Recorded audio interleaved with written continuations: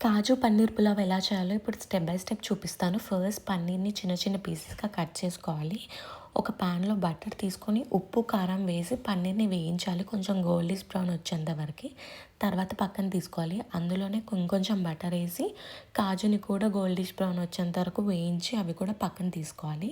ఫ్రెష్‌గా ఒక పాన్ తీసుకొని అందులో సరిపడా ఆయిల్ వేసి ఇంకా మనం బిర్యానీ ఆకు, యాలుకలు, లవంగాలు ఈ బిర్యానీ మిక్సెస్ అన్నీ వేయాలి. వేసిన తర్వాత కట్ చేసుకున్న ఆనియన్స్ ఇంకా మిర్చి వేయాలి. ఆనియన్స్ కొంచెం గోల్డిష్ బ్రౌన్ వచ్చాక టొమాటోస్ వేయాలి. బాగా కలపాలన్నమాట. దాని తర్వాత అందులో బిర్యానీ మసాలా, ఉప్పు, కారం, పసుపు, కొంచెం అల్లం వెల్లుల్లిగడ్డ పేస్ట్, ఇంకా కావాల్సిన మసాలాలు మీరు యాడ్ చేసుకుంటే చేసుకోవచ్చు. అవన్నీ చేసుకొని బాగా మిక్స్ చేయాలి. అలా బాగా మిక్స్ అయిన తర్వాత లాస్ట్‌కి పుదీనా యాడ్ చేయాలన్నమాట. ఇంకా ఒక 5-10 మినిట్స్ అలా మిక్స్ చేసిన తర్వాత మనం ఎంత రైస్ తీసుకుంటున్నామో దానికి సరిపడా వాటర్ తీసుకొని అందులో పోసేయాలి. వాటర్ తీసుకొని పోసేసి అది బాగా కలిపి మూత పెట్టేసేయాలి. అలా ఒక 5 మినిట్స్ ఉంచాలి. వాటర్ చాలా మరుగుతూ ఉంటాయన్నమాట. మరుగుతూ ఉన్నప్పుడు మనం బాస్మతి రైస్ దాంట్లో వేయాలి.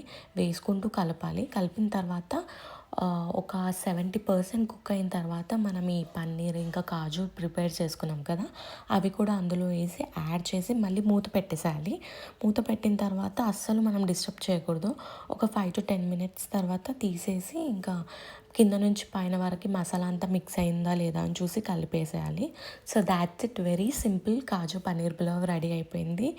Last time paneer biryani try చేశాను. కానీ ఈసారి ట్రై చేసిన కాజు పన్నీర్ పులావే చాలా బాగా వచ్చింది. బాగా కుదిరిందనమాట. ఎందుకంటే స్పైసెస్ అన్నీ కరెక్ట్‌గా సెట్ అయ్యాయి. మసాలాస్ అవన్నీ కూడా చాలా కరెక్ట్‌గా సెట్ అయిపోయాయి. మనం ఎక్కువ హడావిడి లేకుండా ఎక్కువ ఏవేవో యూజ్ చేసి చేయకుండా ఇలా నార్మల్‌గా చేసుకుంటే చాలా టేస్టీగా ఉంటుంది. ట్రై చేయండి.